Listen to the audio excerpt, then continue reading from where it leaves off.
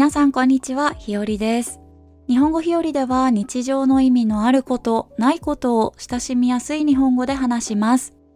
Spotify や Apple Podcast、Amazon Music、字幕付きのポッドキャストは YouTube で聞くことができます。日本語の会話練習がしたいという方はオンラインでプライベートレッスンをやっています。概要欄からチェックしてください。さて皆様、本日は皆様に謝罪をさせていただきたく、このポッドキャストを録音しております。この度は私のポッドキャストの音量調整ミスにより、多くの方々のお耳を痛めさせてしまったこと、心より謝罪申し上げます。大変申し訳ございませんでした。特に、ポッドキャストの最後の音楽が大きすぎたために、大変びっくりされた方や不快な思いをされた方がいらっしゃったかと思います。ただいま早急に過去のポッドキャストの音量を調整してまして再アップロードをしております。YouTube での再アップロードにつきましてはオリジナルのポッドキャストを一旦非公開とし新たにポッドキャストをアップロードしなければなりません。つきましては、これまでいただいておりましたコメントも非公開となってしまいます。こちらに関しましては私としましても大変心苦しいのですが、皆様にはご理解いただけますと幸いです。今回の件につきましては、私のポッドキャストの確認不足、また、音声機器への知識不足がもたらしたことと承知しております。今後は事前に、ポッドキャストの音量が適切かどうかを確認した上で、アップロードを行ってまいります。改めまして、この度は多くの方々にご迷惑をおかけいたしましたこと、大変申し訳ございませんでした。はい。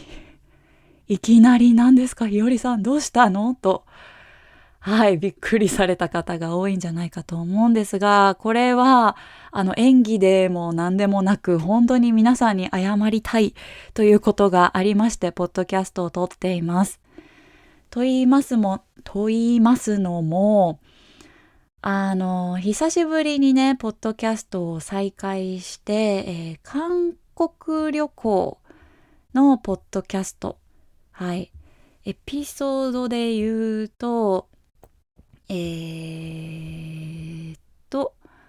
どこだったかな、48、エピソード48あたりから、エピソード59、60、あたりまでのポッドキャストがですね、私の声がすごく小さくて、で、イントロの音楽と最後のエンディングの音楽がすっごく大きいという音量の調整ミスがありました。で、こちらに関して、今日はごめんなさい。すみませんでした。申し訳ございませんでした。皆さん。という気持ちを伝えたくて、このポッドキャストを撮っております。YouTube でね、コメントをいただいてて、本当にありがたいんです今日。そこで、よりさんいつもポッドキャストありがとうございます。ただ、イントロとエンディングの音楽がすごく大きくて、耳が痛い。耳を痛めてますっていうコメントをいただきました。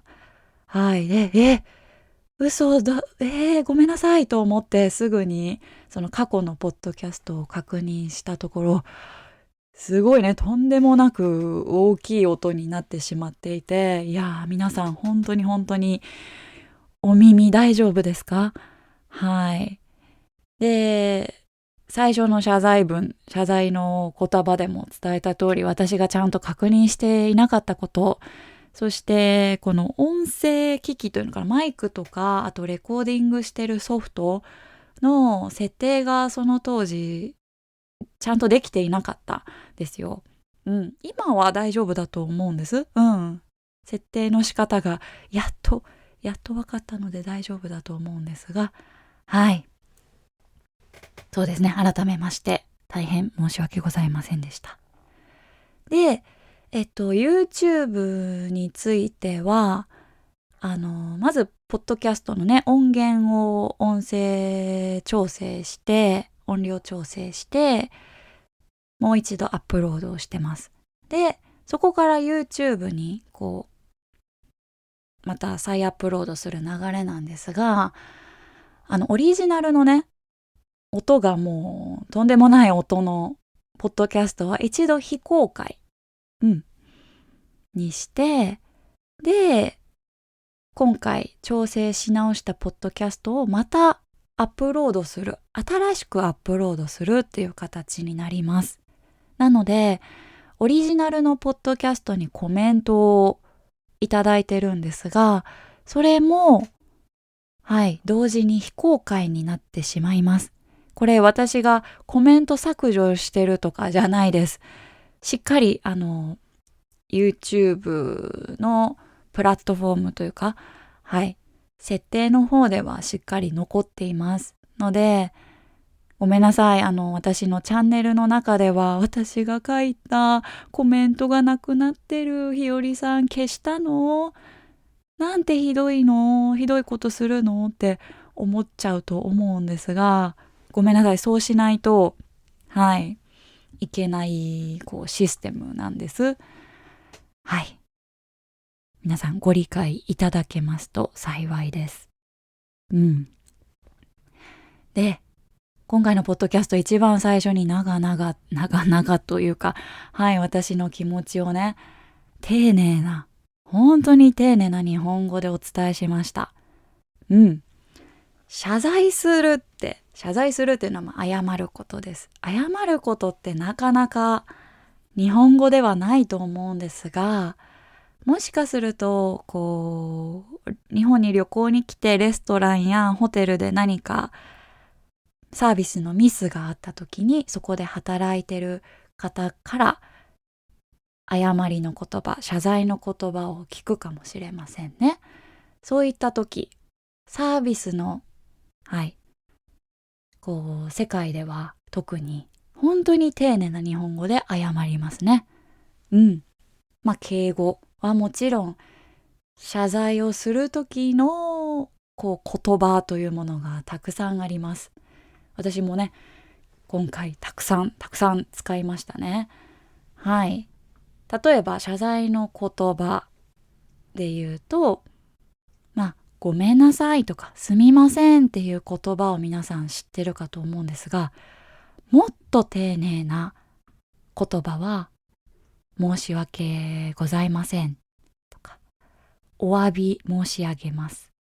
大変失礼いたしました。大変申し訳ございませんでした。心より謝罪いたします。などなど、こういったフレーズがありますね。で、謝るだけではもちろん足りないというシチュエーションもありますね。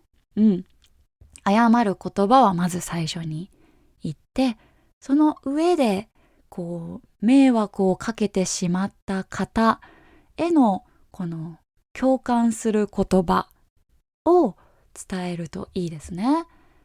例えば今回の件であれば、音量が大きすぎたために皆さんの耳が痛くなってしまいましたよね。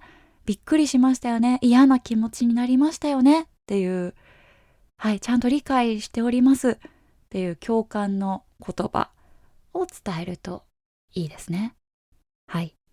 そしてその後に、何が原因だったのかとか、あと責任はもう私にあります。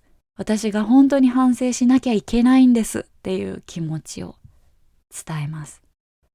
そして最後に今後どうしていくか。今回のミス、間違えてしまったことがまた起こらないためにどうやっていくのか。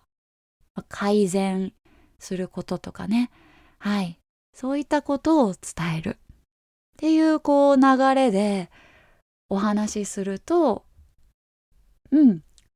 迷惑をかけてしまった方へ反省の気持ちも伝わると思いますし、はい。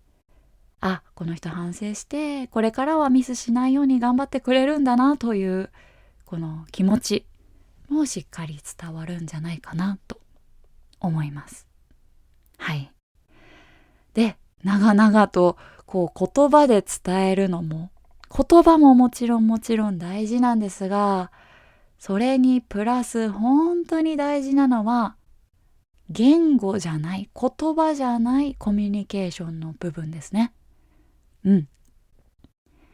言葉じゃないコミュニケーション、例えば声のトーンとか、はい。話すスピードとか、表情とか、ノンバーバルコミュニケーションと呼ばれるようなものですね。うん。普段私、ポッドキャストはできるだけ明るい、ちょっと高めの声で話そうと意識してるんですが、謝罪の時の声のトーンどうでしたか？ちょっと低かったと思いますね。大変申し訳ございませんでした。という感じでね。そしてゆっくり言葉をこう丁寧に伝えていく。